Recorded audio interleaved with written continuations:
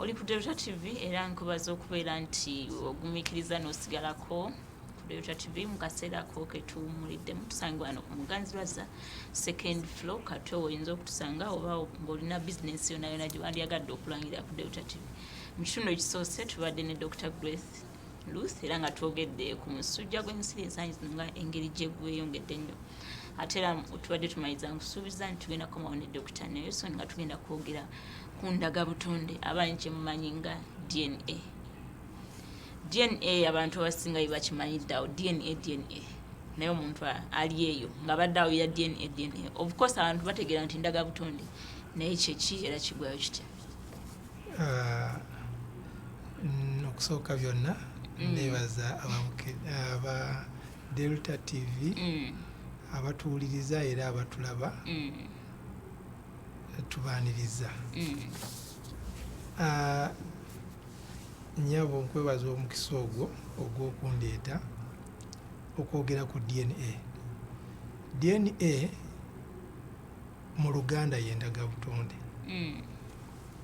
naye mu lufuutifuuti DNA kitegeeza ekigwayo nti deoxyribonucleic acid. Kwegamba ke kantu akaweka akasirikitu akagenda keegattibwako nga keegatta ku kannaako okusobola okukola omuntu yenna nga bw'afaanana. Yeyo DNA. Akagenda nga keegattibwako kanniwaako. Awo ka DNA kajjawo ddi? Omuntu ayinza okulowooza oba DNA akakaweke akafuna akuze ng'omusaayi gwe guli mu kkula obanga akyali bebi awo ato bebi kajjawo DNA. DNA mu butuufu okutonda kw'omuntu kitegeeza nti nno omukyala walina okubaawo omukyala n'omwami. Omukyala aba n'eggi ng'omwami alina enkwaso. Kakati bwe tutunuulira enkwaso eyo kye tuyita fertilization, enkwaso ey'omusajja bw'esisinkana eggi ly'omukyala ne tulyoka tufuna entandikwa ya DNA. Wali mu kutondebwa omuntu wa DNA weetandikira okutondebwa. Mu kutondebwa DNA weetandikira nti omuntu bw'ajja eggi bwe lisisinkana enkwaso ekituuka omwana n'alyoka afuna 5-10 okuva ewa maama, 5 ku 10 okuva ewa taata. Tulyoka tutonda omuntu omu agumidde. Kakati biki ebyetaagibwa mu kukola DNA kubanga omuntu ayinza okuba eyo ayagala kwekola ku ndagabutonde naye nga talina kyamanyi nti tulina kukola kino na kino? Abantu basinga bayinza olowooza musaayi kubanga baba bakebera ebintu ebisinga bakebeza musaayi. Kati mu DNA mu ndagabutonde ki ekyetaagibwa? Weebale nnyo nnyabo. Mu butuufu olunaku olwaleero tugenda kwogera ku kye tuyita DNA profile. DNA profile kitegeeza gwe ng'omuntu, endagabutonde yo ng'omuntu. Kubanga bulijjo abantu tubale tusomesa abantu era nga twogera ku DNA nga twogera ku kukebeza omwana ne taata, omwana ne maama, omwana n'abooluganda, okulaba oba mulina oluganda. Naye olwaleero twagala okukkaatiriza ekintu nti n'omuntu ng'omu omu gwe osobola okukola DNA profile yo n'otegeera endagabutonde bwo eri etya. Nga totadde mu bantu balala. Nga totaddeemu ky'abantu balala. Ti singa okola DNA profile yo egenda kuyamba etya bye tujja okulaba maaso awo. Naye kakati bw'obanga ogenda okukola DNA profile yo tutunuulira nti osobola okukozesa omusaayi, osobola okukozesa abamu bagayita malusu naye tuyisa kaswabu mu kamwawo munda ne tujjako endagabutonde. Osobola okukozesa enviiri naye enviiri ezo luyina kubeera nga luvuddeyo n'akantu kali akeeru. Si luviiri nti lwensazeeyo. Si luno olw'omu saaluuni. Luyina kubeera oluviiri nga olukuddeyo nga luliko n'akantu ako akeeru.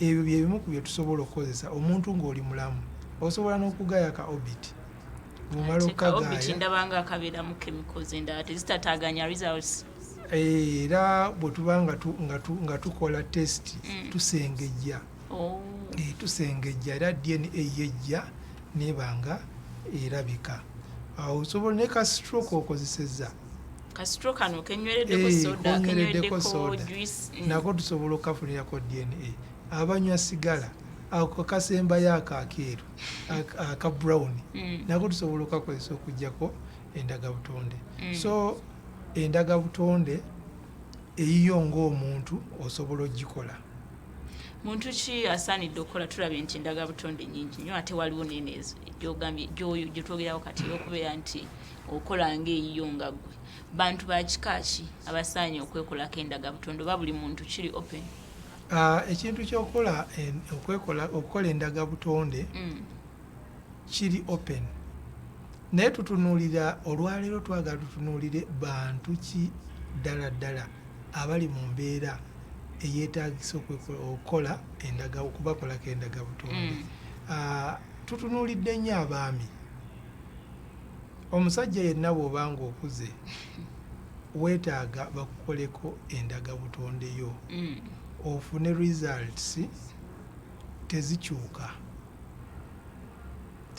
newokyuka emyaka n'ofuuka 70 okoledde mu 20 years esigala tekyuka okuggyako weeyinza okukyukira ng'oba bakutaddemu bone marrow transplant oba bakuwadde ensigo abo abalwala ensigo oba nga waliwo enkyukakyuka mu mbeera y'omubiri gwo etali ya bulijjo naye nga DNA tekyuka so n'olwekyo omuntu okola DNA profile kati ng'abantu abaami balina ensonga nyingi ze balina okukolera DNA profile bulijjo tufuna abantu nga bagamba taata yafa naye ate twagala tukole DNA tuzuule waliwo abaana be baaleeta oluvannyuma nga taata afudde kati ekitegeeza eno DNA ekoleddwa ku muntu n'ogyeterekera tekyuka okukyuka nga bakukyusizza obusomyo oba ensigo ebintu ebito eby'omunda naye kati eyambira wali omuntu nga bazadde bavudde mu nsi nga tebagala tataganya ebisigala kati ensonga endala osobola okukola DNA abaami ffe tusinga okugenda mu ntalo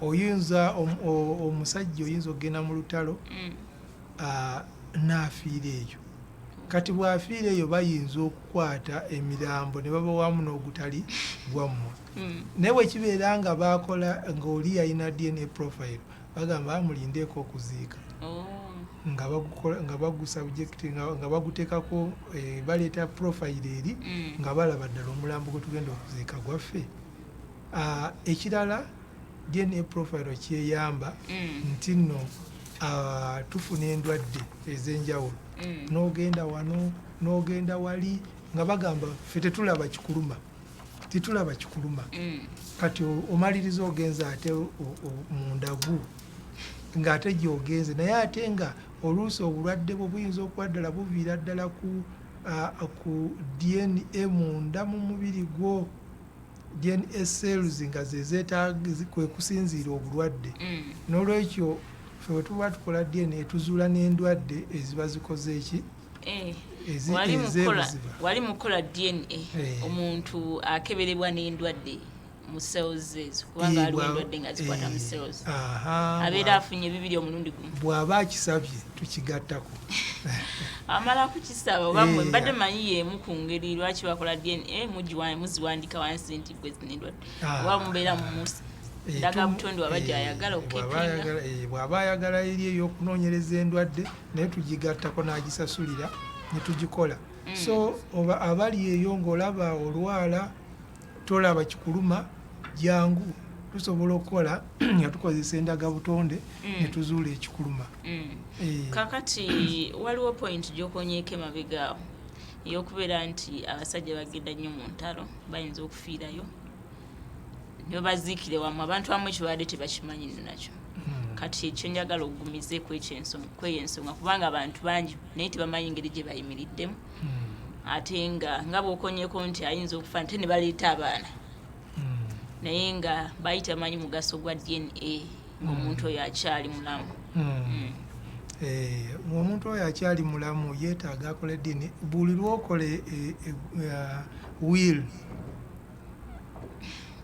oyina okubeera ng'oteereddeko n'ebbaluwa y'endagabutonde ng'okoze will eyo nti ani alinsikira biki yongerako ebbaluwa y'endagabutonde nti bw'oba ofudde tebakutataaganya ate kuteeka abantu mu nnaku. Ekirala abaami ffe tusinga okuzza emisango abamu oba toguzza naye ne bagukusibako naye bw'oba wakola endagabutonde yo ng'ogirina kikuyamba okuwona emisango. Bayinza okugamba nti walimu naye nga tewaliimu. Abasajja abasinga wano bwe ntunulira bannabyabufuzi nzize nnyo nga mbirondoola balaba omuntu ayimuse ng'oli agamba yankwata. Kati ekintu ekyo oyina okubeera nga weeterekera endagabutonde ogambira oyo nti gwe looya genda gwe toddamu eyo byagamba nti ate bakunoonya looya aleeta ndagabutondeyo nga bageraageranya. Kwegamba ebintu ebyo ebisinga biyamba nnyo abasajja ate nga babadde bangi tebakimanyi kyetaagisibwa. So abasajja mbakubira omulanga mujje wetukolera. Nkola ne Health Viber Diagnostic Center tusangibwa ku Ham Towers room 65 first floor. Enamba yaffe y'essimu eri 077 2 185 wegamba ojja ne tukunnyonnyola era n'otegeera omugaso gwokola endagabutonde. Ali ku Delta TV tuli mu kwogera ku ndagabutonde era nga ebimu bye twakwogerako endagabutonde ey'omuntu nga ggwe bangi mumanyi kebera ndagabutonde oba kyemusinga okumanya omugaso gwakyo. Kebera ndagabutonde ya muzadde n'omwana ya jjajja n'omuzzukulu ebito ate endagabutonde gye batugambyeko ekuyamba naddala singa gwe wennyini ogyekolako n'otereka ebiwandiiko ebyo in case oba oziza omusango bajjayo bujja endagabutonde oba even abantu abamu baba mulamu bw'ensi eno n'ate ne wasigalawo okwerumaŋŋana eri ab'eŋŋanda oba abaana gwe toli mwana woono endagabutonde eyo singa obeera wagikola bakuutidde nnyo abasajja singa obeera wagikola ebeera eyambamu ekyo ekiseera bakebera baana bokka results zebajja mundowooza bakebera at that point bakebera mwana yekka biba bimakinga n'ebyoli kitegeeza nga bakakasa nti we oba si we era ziri figures eza ndagabutonde yo ze bateeka mu kyuma ne baleeta ne sampo y'omwana ne bageraageranya naye ekintu ekyo abantu basobola okukikkiririzaamu temusanze buzibu obwo kubanga omuntu ayinza okugamba yabikola siriiyo kati gwe nga omuzadde oba taate waka weekozeeko endagabutonde totubuulidde ogiterese kati ovudde mu bulamu bw'ensi eyo naye ate bagaana okukebera abaana ndaba nga wayinza okubeerawo okusikangana okwo temusanze mu challenges ezo. Tubisanga naye bw'obanga tonnagenda maaso nakola kintu kyonna ekya sayansi oyina okunnyonnyola abantu oyina okubasomesa ate sayansi talimba. Sayansi ali A or B, there is no C. A or B. There is no C. Kiri eno oba kigwire eno tekiri wakatikati. So answer ina kuba A oba B. Tewalina kubeerawo answer ya wakati. Ya wakatikati tewali. So n'olwekyo kino kituyamba nti abantu abo tubasomesa. Era ne tubateerako n'ebikakasa bwe baba wakana ati tunagenda maaso tuyinza okuteekawo ebikakasa ebikakasa nti endagabutonde ono gye yaleka results entuufu ebikakasa tuyinza okuleeta abantu ab'enjawulo tubageraageranya n'endagabutonde eyo eriwo abantu ab'enjawulo mu famire nga tebaggyeko muwano kubanga oba oggyeyo omwana owange n'omukozesako endagabutonde nebikomawo nga tebimakinga mbeera nina okubigaana kati mujjayo abaana nga 2-3 oba n'abaganda abaliwo nga ne tugeraageranya 2 era oli bw'abanga wa mukika kijja ne kikola ki tekisobola kusamba bonna ekitegeeza nti noono eyafa teyali waaki kwegamba tubaawo ne evidence kwegamba engeri eyo gye musooka ogonjolamu obuzibu abantu bangi babadde balowooza ava eri ne mumuggyako omusaayi naye nga musooka kubasomesa ali ku Dr. TV tuli mu kwogera ku ndagabutonde nga ggwe gye weekoledde ggwe wennyini nnyini kati tusimbye essira ku basajja betusinza osimbako essira abakyala bo tebeetagisa ndagabutonde nga abakyala beetagisa endagabutonde kuba twasookedde ku baami naye abakyala nabo oluusi bagenda ne bakyusa abaana baabwe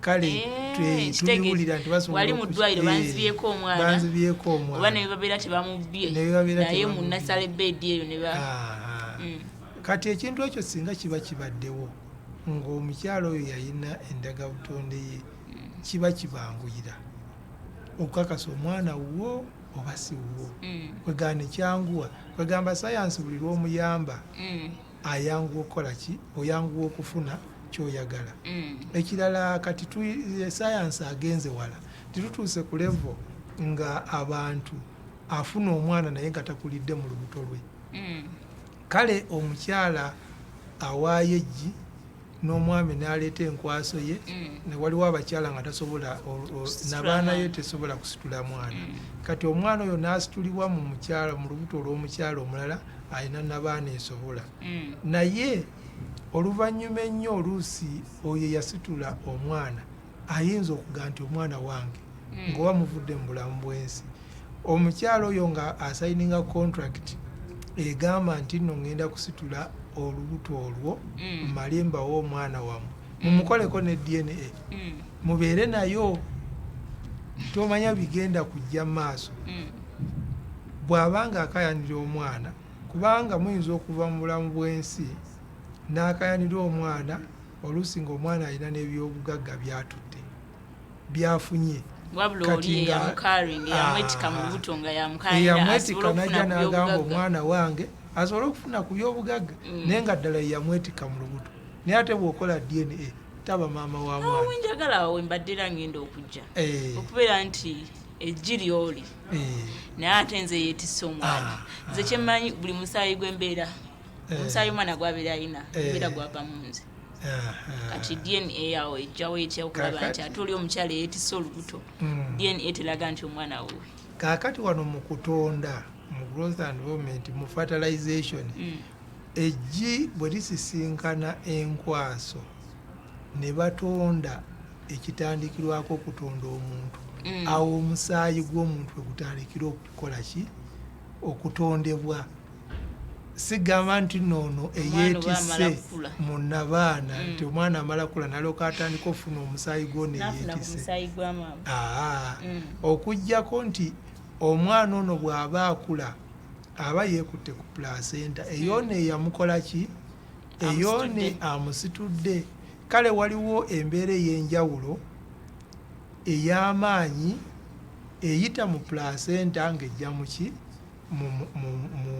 mu mwana kati ebyo bye bawanyisiganya naye kuli okutonda kw'omusaayi n'ebirala byonna biba byali wali wabweru ku nkwaso n'eggi ekitegeeza endagabutonde eyo y'amaanyi ne ku bakyala kubanga abaana bangi babbiddwa nnyo mu malwaliro bwempulira ne bakyusibwa n'otwala omwana ewaka nga nasibuwo ekitegeeza singa obeera ovudde mu bulamu bw'ensi eno basobola okugyayo endagabutonde ezo ne bazikebeza n'ono omwana ali ku Dr. TV emigaso gy'endagabutonde nga ggwe omuntu ogiwulira tegiri ku basajja bokka wabula n'abakyala nabo emigaso mingi lwaki basaanye okukola endagabutonde nga ggwe omuntu nga ggwe wenyininyini gwe olwotogera nga toweesezza ndagabutonde na muntu mulala teweekebeza na muntu mulala kumanya oba mugandawo oba mwanawo bwebityo ebityo waliwo ensonga endala bwe tugenda ku baana abato abaana abato nakyo kati kituuse ku levo nti nno waliwo abalina cancers ezitategerekeka nga tulina kukola DNA kwegamba kuvira ddala ku DNA okugenda nga tuzizuula. Waliwo abantu abalina obuzibu ku magumba gaabwe nga tegayunga. Ennaku ezo twalinako keesi nga tulina kukola DNA PCR okugenda okulaba ddala kiki ekiviirako omwana oyo okubanga tayunga. Wano nga tewaliwe basobola kukolera tesiti eyo. Kiki ekiviirako okubeera omwana oyo nga tayunga nga yamenyeka naye ate tayunga. Kati nga eddwaliro tulina kulifuna mu America ate gye twalifuna ate nga sampo tolina kugiweereza baagala muntu yennyini era kyatuuka nga maama ne taata n'omwana bonna balina kukolaki kugenda. Kati abazadde ate awo bo baafuna mu bufunyi baafunira ku mwana okugenda mu America. Kati anti ensimbi bebabeera bataddemu wali ebitongole byabayamba. N'olwekyo nti nno bw'obanga ofunye obuzibu DNA eyamba nnyo era kati twogerezeganya nabo enkyukakyuka egenda ebeerawo ku mwana kubanga tesiti zaakolebwa era bagenda maaso n'omujjanjaba. N'olwekyo endwadde ezimu z'olaba nga tezikola ki teziwona olaba tezirabika bakebera wano bakola osobola okujja ne tukola profile eraga genetic problem obuzibu obwo obw'obuzaaliranwa oba obugenda bulanda mu mubiri gw'abantu mu musaayi ffe ku DNA tusobola okukizuula era n'oyambibwa kubanga buli kirwadde wano mu nsi kiriko omukugu wakyo akisoma naye oyina kubeera ng'omaze okkizuula n'alyoka akuyamba. Ate ng'ekirwadde ekyo kiseera emu kizuulibwa mu ndagabutonde.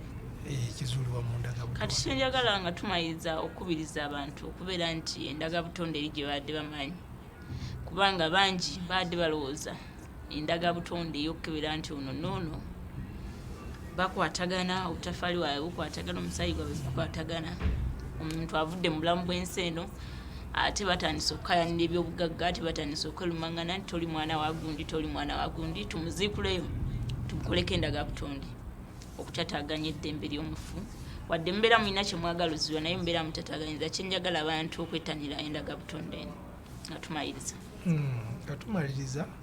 Ffe ku Health Viber Diagnostic Center tusangibwa ku Ham Towers room 65 first floor.